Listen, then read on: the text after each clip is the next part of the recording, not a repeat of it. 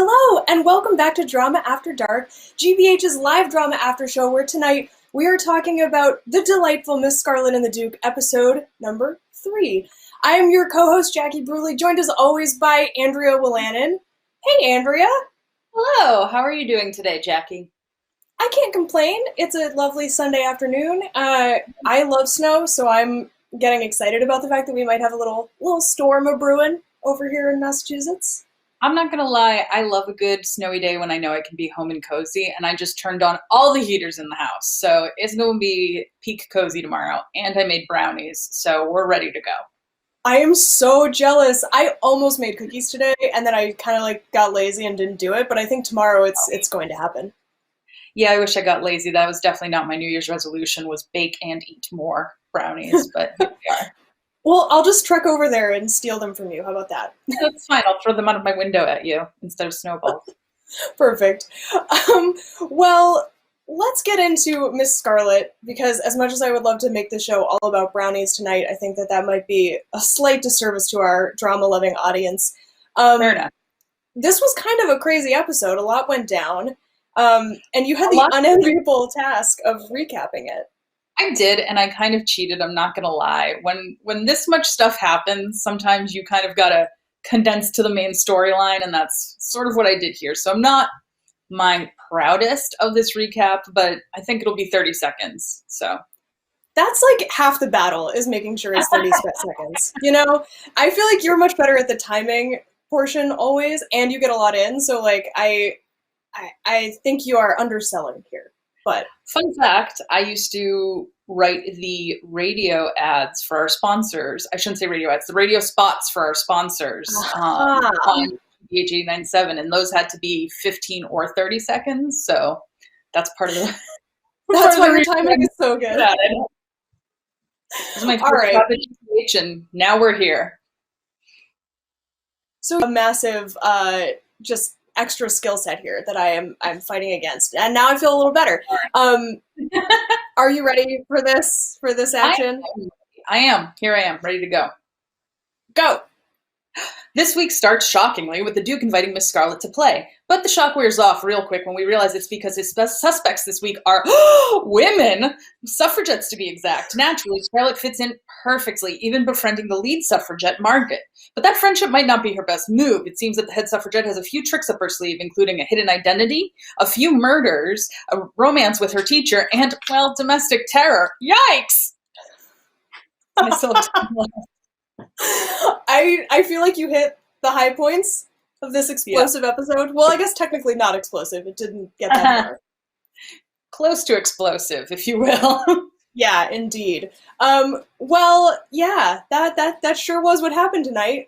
Shall we talk about our favorite moments in there? Yeah, because I didn't even touch on them in my recap there, but there were so many great moments of character building in this episode that didn't have to do with the overall mystery arc that we had, and I was really, there were so many that we were so excited about this week when we met to talk about it. It's true. I actually feel like that was good, because that way we don't get repetitive here. We talked about the main plot, but now we'll talk about our favorite moments. Specifically, my, I think maybe favorite thing that's happened on this show so far was in this episode tonight, and it was the little interaction between Eliza and PC Honeychurch, where she smacks him.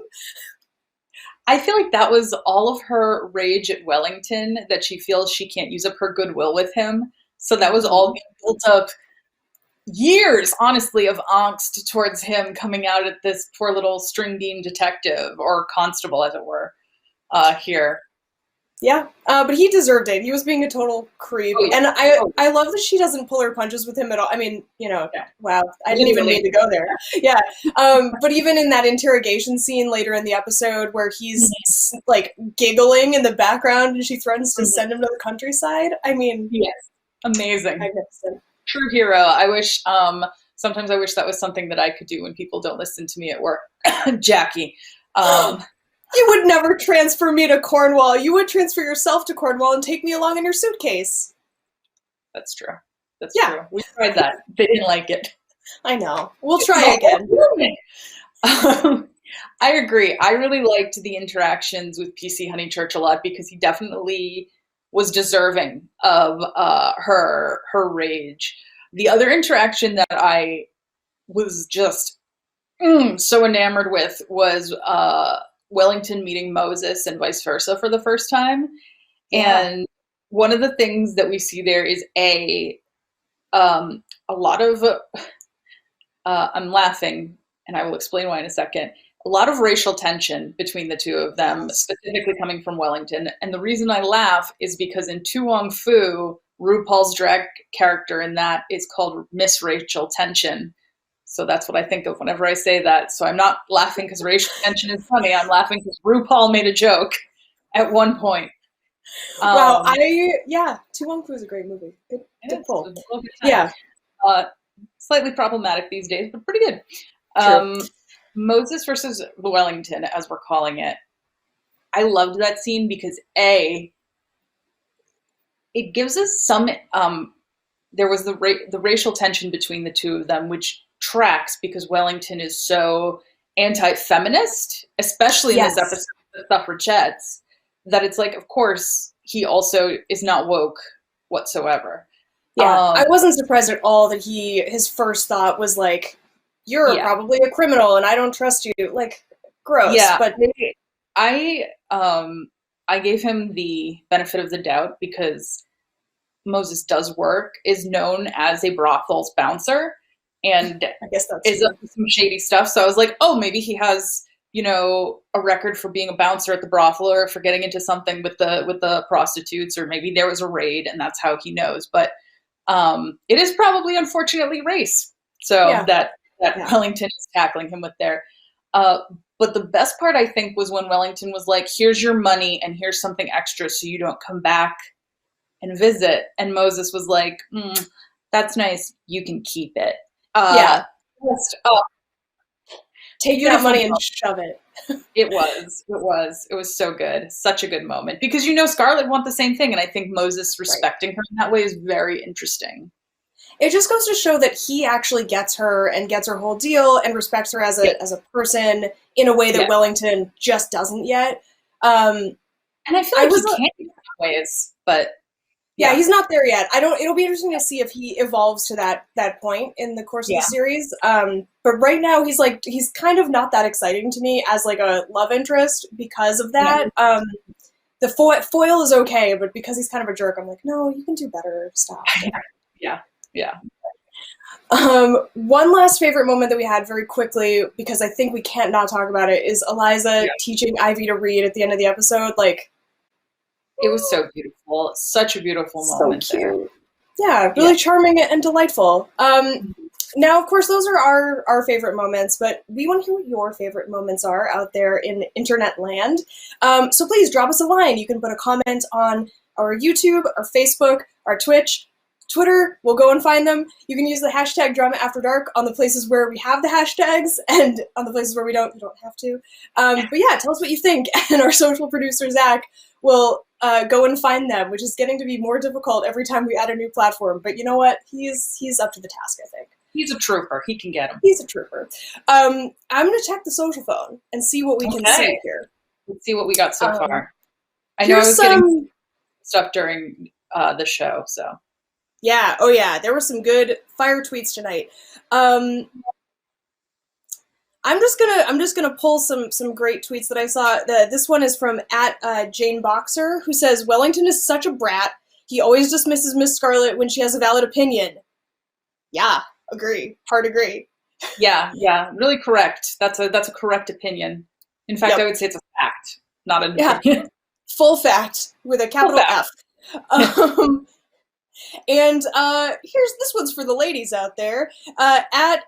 @CKKSAC says, there's always a man somewhere telling us what we can and cannot do. No truer words ever spoken. Microphone dropped. Yeah, correct. Fact. There it is. There's a few more in here, but I'm going to save some for later because there's good ones. We have a lot of options. If you are inclined and want to tell us your favorite moment, or perhaps your thoughts on the upcoming hot take debate, you should tell us those. And yeah, it's time for that. It's time for the hot take debate. Oh boy. Yeah. It's a interesting one this week, I think. Yeah, we put a really sort of intense topic. Sometimes we go a little softball. This one is, I don't think, one of those times. Tonight's hot take debate topic: should you stay inside the law when human rights are on the line? A tough one. I feel like I always make you pick first what side you want to argue, Andrea, which is not really very fair. No, it isn't. And thank you for recognizing that. My long suffering agony of having to be the first person to debate. It's true. It's not right. I take it that means that you'll go first this week, or are you were just stating a fact that you know? I thought I would just say it and everyone would know that I was a jerk and we would just sort of let it go. No, I'll go first. And I'm happy to, I'm not super happy to, but I will argue the idea that one should stay inside the law. Human rights be damned. Well, not be damned, but yeah. All right, you ready for this? Yeah, let's not quick go that far. All right, here's my argument. It's sort of a two-pronged approach that I'm taking here.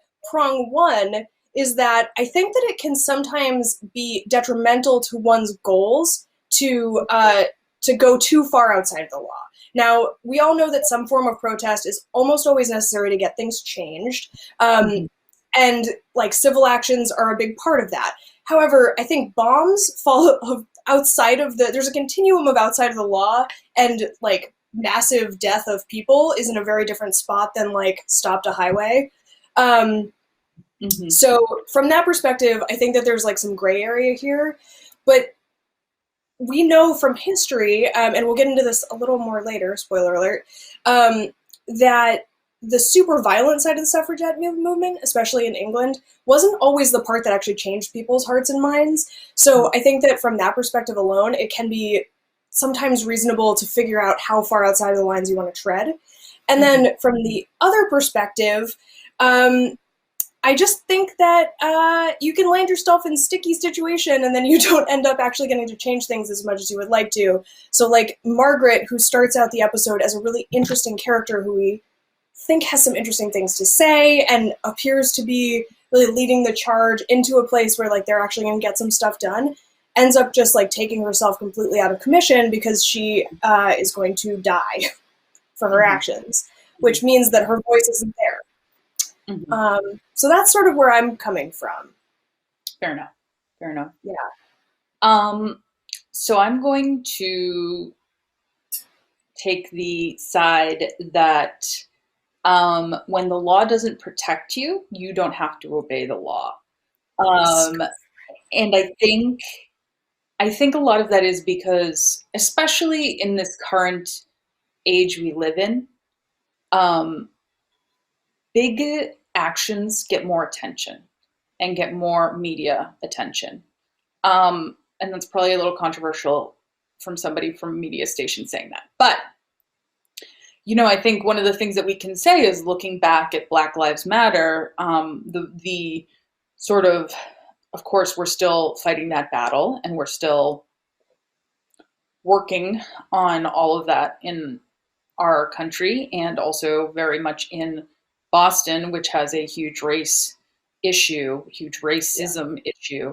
And I think one of the things that is unfortunate that I really struggle with is that you hear a lot when you hear about Black Lives Matter. One of the things that grabs everyone's attention, or at least usually the attention of everybody on the side that doesn't necessarily agree with them. The thing that grabs people's attention is the larger movements like fires or looting or, you know, really intense protesting that tends to go up. And now I know that oftentimes the people who are doing the arson and the looting aren't actually part of that. And I know that they're not necessarily they're more opportunists than actual protests. But at the same time, I think the thing that we have to look at is what they're doing is fighting against a capitalist system.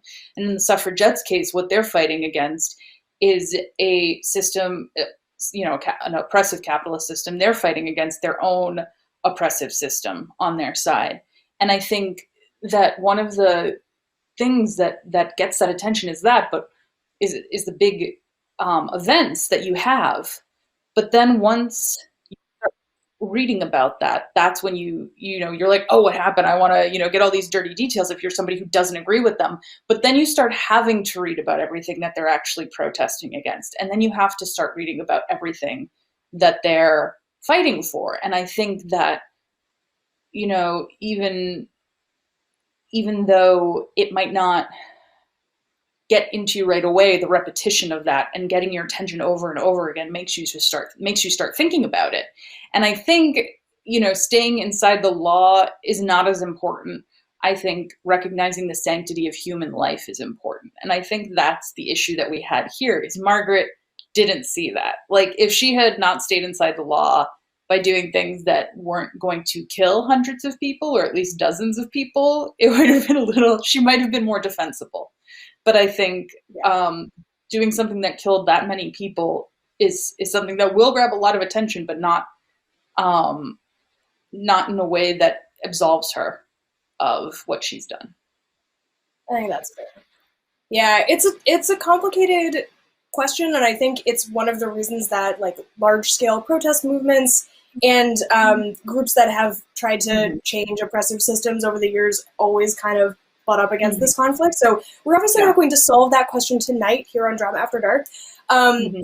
But yeah, I kind of tend to agree with you. It's more about the what's right than what is lawful. They're not always the same thing. Yeah. So yeah. Anyway, we would love for you all to weigh in. Please tell us what you think. There's actually a Twitter poll, Zach has reminded me, over on our Twitter account, at GBH, where you can vote and tell us what you think on this matter. And I will actually go and see if I can see. Oh boy. How many times I can say "see" in a sentence. No. I'm going to click through and check out those results. So let's see. Oh, don't make me log in, Twitter. I'm already logged in. Okay, hang on. Sorry. This is the problem with too many devices that we have going on here. And I do have to say, this is like making me want to continue having the hot take debate, but I can't have a debate with you if you're on your phone. Alas and alack. It's just wrong. Okay. Okay, so interesting. So far, we don't have a ton of votes in, but every single person has said that you don't have to stay inside the law when human rights are on the line. Full nope. Our little anarchist babies. Thank you. Yes. We're sending you all copies of Rules for Radicals. Please keep that in mind. Anyway, awesome. Well, that's delightful. Keeping those thoughts, feelings, opinions on the show. Keep those coming in, and Zach will send those to us via the social phone. But now we're going to go on to our next segment, which is called, and I'm so sorry because I have to do it in this voice or it's not going to read, SUFFERIN Suffragettes. And I will say this is my fault, this title, and Jackie's impression. Yeah, we're sorry. We had to do it. I put her up to it. Sorry, guys. We look at alliteration like that and we can't restrain ourselves. It's right there.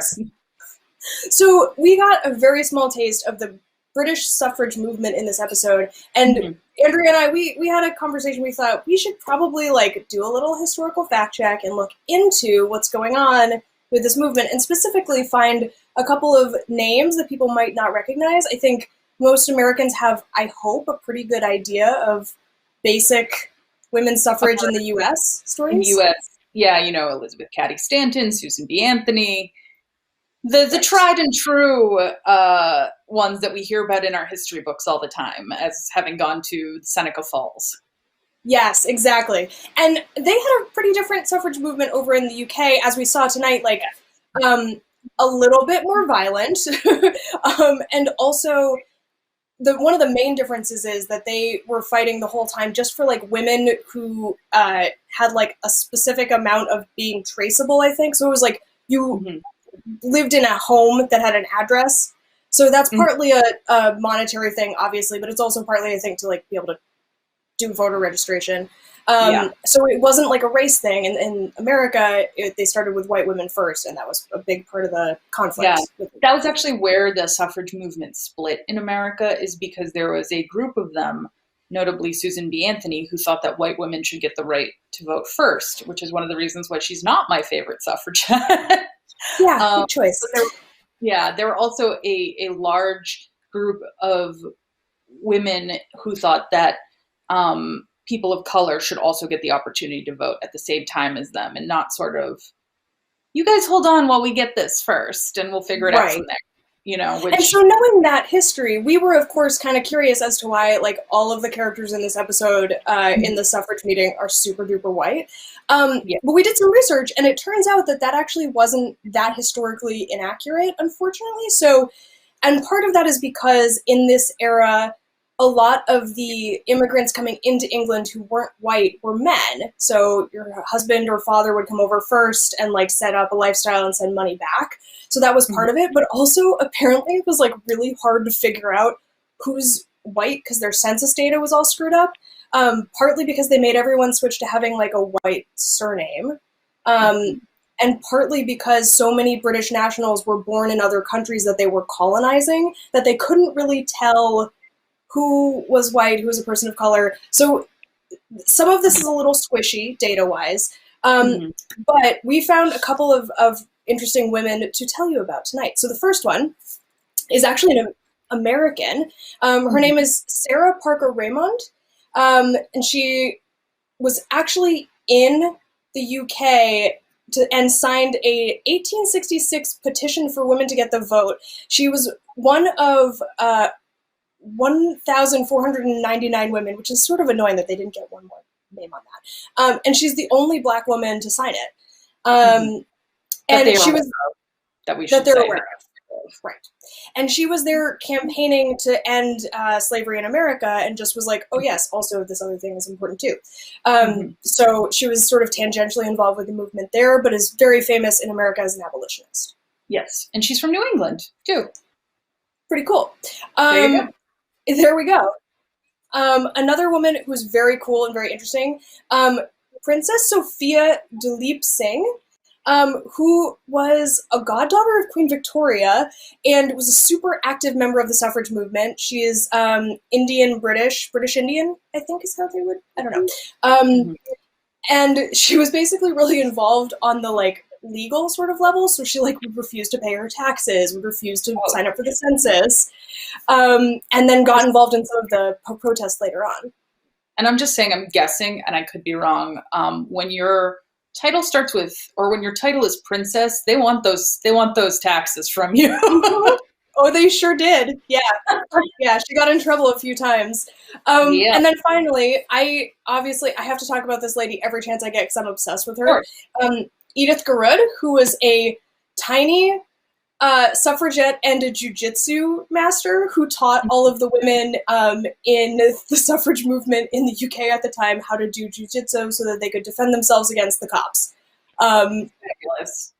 Yeah, fabulous. Want more of that. And I actually think that that's a good place for us to go into our next segment. It is. Perfect place for us to hop. It is. Right before we go, though, I will say there's a lot more to learn here. Zach is going to post some comment article links in the comments on Facebook. So if you want to learn more, you should go and click through. But yes, Andrea is totally right. It is a great time to move on to our next segment. A perennial favorite of mine. If you like this... Sorry, I have to do it. It's a recording. That's okay. And I'm going to start off because I'm so eager after your last comment to give our first recommendation this week, which is for Enola Holmes, obviously. And we are really excited for that because, we watched it and we live tweeted it when it first came out and we loved it. It's if you are a woman with a daughter or a daughter of a very strong, independent mother, all of those things, anything. It's a great mother-daughter movie, I think, because it has Helena Bonham Carter in it as the mother of Millie Bobby Brown, who is Enola Holmes, the younger sister of Sherlock and Mycroft Holmes, and a badass in her own right, as is the mother, played by Helena Bonham Carter again. But in that, we actually get to see a sort of character based on this woman who taught everybody jujitsu in the suffragette movement in England. And it's played by, I believe it's played by Sophie Okinawa, who is a fantastic British actress. And it's just it's such an amazing character. And the movie itself is just super fun, very twee, and twee in a good way. I don't always use twee in a complimentary fashion. It is definitely one of those movies. It reminded me of sort of a British drama version of Amelie is like the best. Oh, yeah, right. That just occurred to me. okay. That's sort of the way I would put it. It's very, it's got a really great sense to it. It's not quite an adult movie and it's not quite a kid's movie. It lives in this nice space in the middle that I really enjoyed it. And it's about such a cool era and all the women are in it are very strong, which we don't always get with British period dramas. So it's true. Yeah. Charming as heck. Charming as heck. Charming as heck. And my recommendation is actually not a fictional piece. I know, and I know you're shocked, even though we talked about it. Horrified. Tonight, I'm recommending our very own GBH property. One of the national shows that is made out of our building is American Experience. And I'm recommending their documentary, The Vote, which is all about the fight for women's suffrage in America. It's a two-parter. It's incredible. It's got like really in-depth, wonderful interviews, as they always do. But I think that they really did a cool thing by going in-depth into parts that I think a lot of us didn't know about in advance. So they talk a lot about the hunger strikes and the marches beyond just what you might know from your, whenever it was, like maybe 8th grade history class. And in addition, they did a great job of sourcing scholars from like many different areas of knowledge, so you get a really deep and broad understanding of the movement. Highly recommend, and it is streaming, I believe, on GBH Passport if you are looking for that to watch. Awesome. And I think one other thing that folks can take a look at on our website, and I'll see if I can get the link to Zach to put up later, is we did a great photo tour of suffragette locations throughout New England a few months ago. And that includes which stuff I didn't know about. For instance, there was actually after the Seneca Falls, what's that called when a group of people get to a convention? After the Seneca Falls Convention, there was actually a second suffragette convention in Worcester, Mass, which I didn't know about. And I grew up there. That's crazy. Yeah, I didn't know that either. Yeah, and it's the building that it was in is no longer there. However, it's right around the Mechanics Hall area in Worcester. So if you're walking around that area down on Main Street, you're walking where the second suffragette convention was. Another really cool one is out by Northampton, Amherst area. There is a Sojourner Truth memorial, which I also didn't know was there. And I was over in that area all the time as a kid because both my parents attended UMass Amherst. So there's some really interesting stuff throughout our state that you might not be aware of. So we will try to get that link to you either in the chat here or one of us will tweet it out later today. Yeah, and those are all places that we made sure were accessible by car or social distance so that you don't have to worry about like going to be in a crowded spot. It's post-COVID article, so it's safe. Yes, post-COVID. And then once we are hopefully post-COVID, some of the places in there are museums during normal times. So hopefully they will return to being museums once we get a better vaccination system out there. We can hope. All right, so I'm going to go and check out the social phone, look for our comment of the day today. All right, I think that a few people tweeted out this wonderful quote from the episode tonight, so I gotta say that one. And it's the being a passionate advocate for women's rights does not make one unhinged. And then this tweet from BBC American Girl says, "Preach it, Eliza." Hard agree. Yes. And then there's a really cool behind the scenes photo that someone tweeted. It's tweeted by @TheLastSouthpaw. And it's a picture of Miss Scarlet like looking out a window at a camera. And I'm going to try and show that to you guys because it's really cool. Why am I so bad at this? No, tilt it down. I see it sort of. Anyway, maybe it's cute.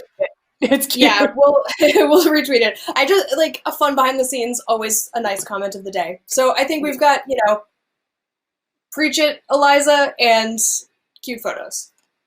One more duality of woman. Well, I think if that's your comment of the day, that's all we have for today, really. And we hope you enjoyed this. We hope you enjoyed the show this week. And we hope you come back for episode 4 next week. And if you are here watching us today and not over at All Creatures Created Small, if you're watching us live, do not forget that at 10 p.m. tonight is the start of the long song on Masterpiece, which we're all looking forward to. So make sure to catch that. If you are watching us later, the long song will be streaming. So get on to PBS, get on to WGBH.org and watch it up there on Passport. And have a great week, everybody. See you next week. Bye. Bye.